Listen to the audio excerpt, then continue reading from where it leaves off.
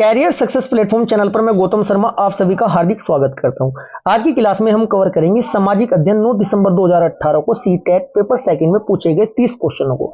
इससे पहले part first में मैं आपको 1 से 30 तक कवर करा चुका हूं क्वेश्चन, जिनमें लगभग 4 से 5 टॉपिक ट्रिकी अप्रोच के साथ कंप्लीट ट्रिक से मैंने कवर कराए हैं। यदि आपने वो क्लास नहीं देखी है तो डिस्क्रिप्शन में लिंक दिया गया है, एक बार जाकर क्लास जरूर देखिएगा।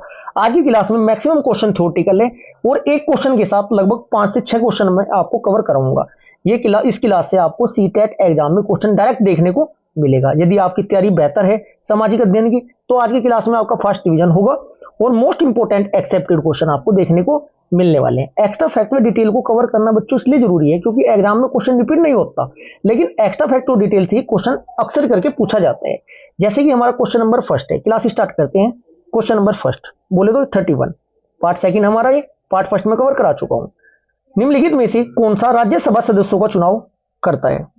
क्वेश्चन नंबर फर्स्ट का आपका राइट आंसर होगा कौन करता है बच्चों? ऑप्शन नंबर 4 होगा विधानसभा के सदस्य एवं विधायक। अब बात करते हैं राज्यसभा की। यहां से टॉप 10 क्वेश्चन कवर कराऊंगा मैं जो कि एग्जाम में डायरेक्ट पूछे जाएंगे। सबसे पहले आपको यह पता होना चाहिए राज्यसभा एक कैसा सदन है? स्थायी सदन है। स्थायी सदन क्यों कहते हैं? क्योंकि इसको भंग नहीं किया जा सकता। राज्यसभा का कार्यकाल 6 वर्ष का होता है, जबकि लोकसभा का कार्यकाल 5 वर्ष का होता है। जब लोकसभा का क्वेश्चन आएगा तब लोकसभा की डिटेल में आपको कवर कराऊंगा।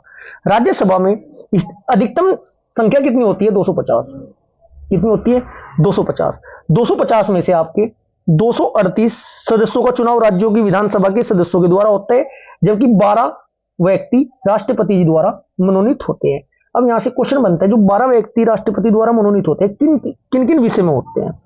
एक तो आपका साहित्य, यही क्वेश्चन पूछा जा सकता है विषय के बारे में। साहित्य, विज्ञान, कला और सामाजिक सेवा में ये 12 व्यक्ति मनोनीत करते हैं राष्ट्रपति जी। डायरेक्ट ऐसे क्वेश्चन पूछा जाएगा कि राज्यसभा में राष्ट्रपति जी द्वारा कितने सदस्य मनोनीत होते हैं? कितने होते हैं? 12 होते हैं। एक पॉइंट और मोस्ट इंपोर्टेंट है, राज्यसभा के 1/3 सदस्य प्रत्येक 2 वर्ष बाद सेवानिवृत्त हो जाते हैं। 1/3 सदस्य 2 साल बाद सेवानिवृत्त हो जाते हैं, ठीक है जी। और 6 साल का इनका कंप्लीट कार्यकाल कितने साल का होता है? 6 साल का होते हैं। राज्यसभा के सभापति कौन होते हैं? डायरेक्ट क्वेश्चन एग्जाम में पूछा जाता है राज्यसभा के सभापति कौन होते हैं? भारत के उपराष्ट्रपति जी। उपराष्ट्रपति जी। ऐसे ही आपको तैयारी करनी है एक क्वेश्चन के साथ मैक्सिमम क्वेश्चन कवर करने की। अब मैं आपको एक छोटा सा वर्ड लिखूंगा यहां पर, सरला। किस आर्टिकल में ये भी तो पता होना चाहिए। स से बनता है आपका संसद, र से बनता है आपका राज्यसभा, लो से बनता है आपका लोकसभा। लोकसभा। संसद आर्टिकल नंबर 79 में है। आर्टिकल नंबर 79 में संसद का वर्णन है। आर्टिकल नंबर 80 में राज्यसभा के बारे में वर्णन है और आर्टिकल नंबर 81 में लोकसभा के बारे में वर्णन है। इतना आपको पहले क्वेश्चन से जानकारी सफिशिएंट है। क्वेश्चन नंबर सेकंड, भारत द्वारा निम्नलिखित में से किस शासन प्रणाली को अपनाया गया है? क्वेश्चन नंबर सेकंड बोले तो 32। क्वेश्चन नंबर 32 का आपका राइट आंसर हो जाएगा ऑप्शन नंबर 4, संसदीय और संघीय शासन प्रणाली भारत में अपनाई गई है। अब यहां से आर्टिकल देखिएगा, मोस्ट इंपोर्टेंट आर्टिकल निकल कर आएंगे जो डायरेक्ट एग्जाम में पूछे जाएंगे। सभी साथ के साथ कवर करते चलना है। यदि आप भी चाहते हो जीके जीएस में आपका एक भी क्वेश्चन गलत नहीं हो तो आपको ऐसी ही तैयारी करनी होगी। अब सबसे पहले हमारा टारगेट सीटेट एग्जाम क्लियर करने का है। यूपी टेट में भी आपको ऐसी तैयारी कराऊंगा और सुपर टेट की तो गारंटी मैं लेता हूं, एक भी क्वेश्चन आपका किसी भी सब्जेक्ट में बाहर नहीं जाने देने का। क्लियर है जी। लेकिन उसके लिए जैसे मैं अभी आपको लेकर चल रहा हूं ऐसे आपको चलना पड़ेगा।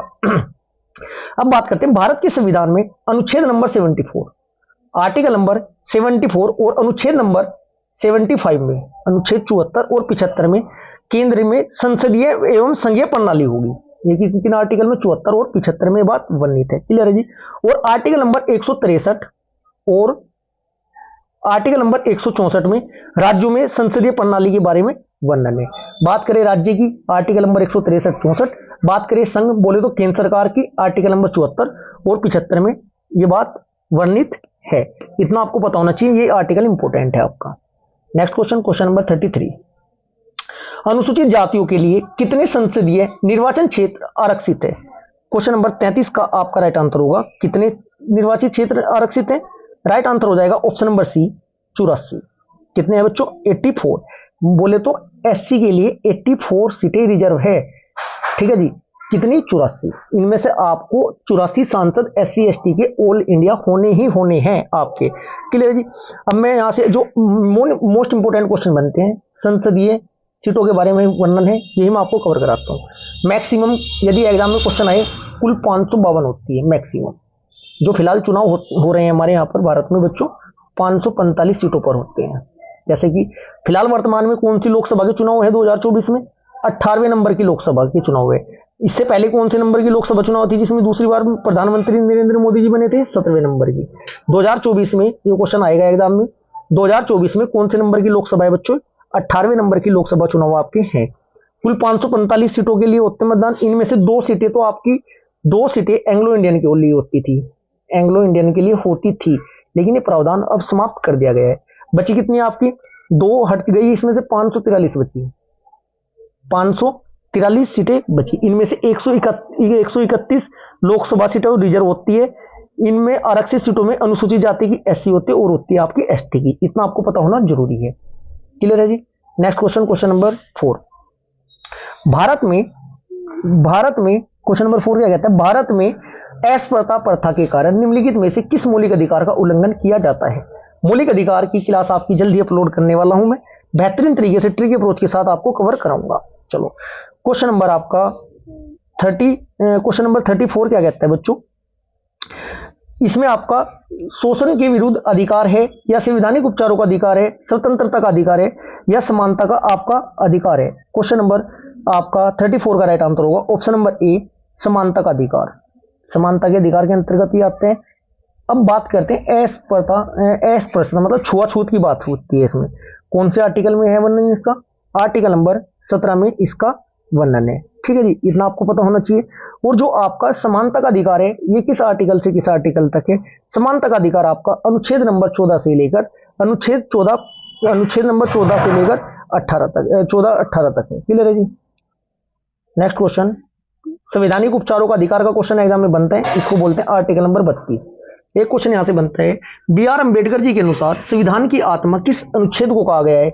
यह आपका संवैधानिक उपचारों के अधिकार को ही कहा गया है। इसमें 5 प्रकार की रीत जारी करने का प्रावधान है सुप्रीम कोर्ट में। क्वेश्चन नंबर 35, भारत के संविधान के अनुसार निम्नलिखित में से कौन सा मौलिक अधिकार नहीं है। क्वेश्चन नंबर 35 का आपका राइट आंसर होगा ऑप्शन नंबर 4, संपत्ति का अधिकार। इसको संपत्ति के अधिकार को आपका मौलिक अधिकार की श्रेणी से हटाकर किस श्रेणी में रखा गया है, कानूनी अधिकार के रूप में रखा गया है। कब और किस संविधान संशोधन के द्वारा बच्चों, 44वें संविधान संशोधन के माध्यम से आर्टिकल नंबर 31 से हटाकर आर्टिकल नंबर 300 कै में इसका वर्णन है। क्लियर है बच्चों, इतना आपको पता होना चाहिए। पहले क्या था, ये आपका स्वतंत्रता वाला जो आर्टिकल है ना, आर्टिकल नंबर 19, 6 प्रकार की स्वतंत्रता है। याद कर लीजिएगा इनको। क्या याद करोगे, एक लाइन याद करनी है, बोस संघ आया गया बस व्यापार किया, ये लाइन याद कर लेना। इससे देखो 6 स्वतंत्रता मैं आपको याद कराता हूं। बोस है आपका बोलने की स्वतंत्रता 19 से आपका सभा करने की स्वतंत्रता 19 सब क्लोज सेकंड, संघ बनाने की स्वतंत्रता 19 थर्ड, भारत में कहीं पर भी भ्रमण करने की आने जाने की स्वतंत्रता 19 फोर, बसने बोले तो रहने की स्वतंत्रता 19 5, व्यापार करने की स्वतंत्रता 19 6। जो आपका 19 6 आर्टिकल था उसे हटा दिया गया, संपत्ति का अधिकार था उसमें। ठीक है जी, तो हमारा क्या हो जाएगा आंसर क्वेश्चन नंबर 35 का। क्वेश्चन नंबर 35 का राइट आंसर संपत्ति का अधिकार। अब एक आपका मौलिक अधिकार नहीं होकर एक कानूनी अधिकार है या वैधानिक अधिकार है, कोई बात नहीं। क्वेश्चन नंबर 36, अस्पृश्यता के आधार पर भेदभाव को संदर्भित करती है, क्या करता है बच्चों। क्वेश्चन नंबर 36 का आपका राइट आंसर होगा ऑप्शन नंबर सी, जाति। भेदभाव जाति के अंतर्गत ही तो आता है बच्चों, जो कि अब अपराध है, इस बात का ध्यान रखना। नेक्स्ट क्वेश्चन, क्वेश्चन नंबर 37, मुख्यमंत्री को कौन नियुक्त करता है। जैसे संघ बोले तो केंद्र सरकार में प्रधानमंत्री की नियुक्ति राष्ट्रपति जी करते हैं। अब मैं आपको थोड़ा डिटेल से बताऊंगा जिससे कि आपके माइंड में कंप्लीट फिगर सेट हो जाए। एक होता है आपका विधानसभा, एक होती है आपकी लोकसभा के चुनाव में पीएम बनते हैं, प्रधानमंत्री जी बनते हैं, जबकि विधानसभा के चुनाव में सीएम बनते हैं। विधानसभा का कार्यकाल भी 5 साल होता है, लोकसभा का कार्यकाल भी 5 साल होता है। केंद्र में लोकसभा को निम्न सदन कहते हैं, स्टेट में विधानसभा को निम्न सदन कहते हैं। केंद्र में राज्यसभा को उच्च सदन कहते हैं, स्टेट में विधान परिषद को उच्च सदन कहते हैं। इतनी बात समझ में आई। जैसे प्रधानमंत्री जी की नियुक्ति केंद्र में राष्ट्रपति द्वारा की जाती है, ऐसे ही स्टेट में या राज्यों में सीएम की नियुक्ति राज्यपाल द्वारा की जाती है। किसके द्वारा? राज्यपाल। राइट आंसर होगा आपको ऑप्शन नंबर सेकंड, राज्यपाल के द्वारा की जाती है। जैसे केंद्र संघ में मंत्रिपरिषद का प्रधान प्रधानमंत्री होता है, ऐसे ही राज्य में मंत्रिपरिषद का प्रधान मुख्यमंत्री होता है। क्लियर है जी, इतना आपको पता होना चाहिए। आर्टिकल नंबर 167 के अनुसार 167 अनुच्छेद नंबर 167 के अनुसार मुख्यमंत्री का यह कर्तव्य है कि वो राज्य के प्रशासन और विधायन संबंधी जानकारी राज्यपाल को देंगे। ऐसे तैयारी करो, देखो आपको बहुत अच्छा लग रहा होगा क्लास करते हुए। क्वेश्चन नंबर 38, राज्यपाल को कौन नियुक्त करता है? राज्यपाल को नियुक्त कौन करता है? राइट आंसर होगा ऑप्शन नंबर 4, राष्ट्रपति जी करते हैं। राष्ट्रपति जी के प्रसाद पर्यंत राज्यपाल होते हैं, कोई इनका टाइम पीरियड नहीं होता। अनुच्छेद नंबर 157 व 158 में इस बात का वर्णन है। भारत का किसी राज्य का राज्यपाल बनने के लिए वो भारत का नागरिक होना चाहिए, 35 वर्ष उसकी आयु होनी चाहिए। ठीक है जी, इतना आपको पता होना चाहिए। संसद अथवा राज्य के विधानमंडल के किसी भी सदन का सदस्य न हो, इतनी जरूरी है ये बात होनी। नेक्स्ट क्वेश्चन, क्वेश्चन नंबर 39, प्रधानमंत्री का चुनाव कौन करता है? क्वेश्चन नंबर 39 का आपका राइट आंसर होगा प्रधानमंत्री का चुनाव। भारत में ना भारत के संविधान में प्रधानमंत्री को ना सरकार का प्रमुख बताया गया है, और राष्ट्रपति जी का ना प्रमुख सलाहकार कहा जाता है इसे। और लोकसभा में बहुमत दल के नेता होते हैं। जैसे चुनाव है लोकसभा के, 18वीं लोकसभा के चुनाव है, यदि बीजेपी को बहुमत मिल गया तो मंत्रिपरिषद जो होगी, वो जो आपके एमपी होंगे, मेंबर ऑफ पार्लियामेंट होंगे, वो एक व्यक्ति का चुनाव करेंगे, जिसे क्या कहा जाएगा बच्चों? लोकसभा में बहुमत दल का नेता। जो बहुमत दल का नेता होता है वही प्रधानमंत्री बनता है। प्रधानमंत्री का चुनाव सांसद अपने दल के प्रमुख व्यक्ति के रूप में करते हैं। इसका मतलब क्या हुआ? चुनाव कौन करेगा? सांसद करेंगे, एमपी करेंगे, मेंबर ऑफ पार्लियामेंट करेंगे। क्लियर है जी? कार्यपालिका चलो कोई बात नहीं। क्वेश्चन नंबर 40, निम्नलिखित में से किसको भारत का पहला नागरिक कहा जाता है? क्वेश्चन नंबर 40 का आपका राइट आंसर होगा राष्ट्रपति जी को कहा जाता है। भारत का प्रथम नागरिक राष्ट्रपति जी को कहा जाता है। क्लियर है? नेक्स्ट क्वेश्चन, क्वेश्चन नंबर 41, निम्नलिखित में से किसको भारत में राज्य का पहला नागरिक कहते हैं? जैसे केंद्र में राष्ट्रपति जी है, और राज्य में कौन होगा? राज्य में आपके राज्यपाल होंगे। राइट आंसर ऑप्शन नंबर 3 हो जाएगा। क्लियर है जी? नेक्स्ट क्वेश्चन, क्वेश्चन नंबर 42, वर्तमान लोकसभा 2014 के बाद, देखो 2014 के बाद हो रही है बात, 2014 के बाद है। क्वेश्चन नंबर 42 का आपका राइट आंसर हो जाएगा। कौन सी थी 2014 के बाद? मतलब 2000, मैं आपको तीनों लोकसभा बता देता हूँ, यही से क्वेश्चन बनेगा। क्वेश्चन आपका एग्जाम में कभी भी गलत नहीं होना चाहिए, ये वाला क्वेश्चन। क्लियर है जी? थोड़ा पेन ले लेते हैं। अब 2014 में जब मोदी जी पहली बार आए थे, प्रधानमंत्री बने 2014 से 2019 के चुनाव थे 5 साल के लिए। ये कौन से नंबर की वो आपकी लोकसभा थी? क्वेश्चन नंबर 42 का राइट आंसर हो जाएगा 16वें नंबर की, 16वीं।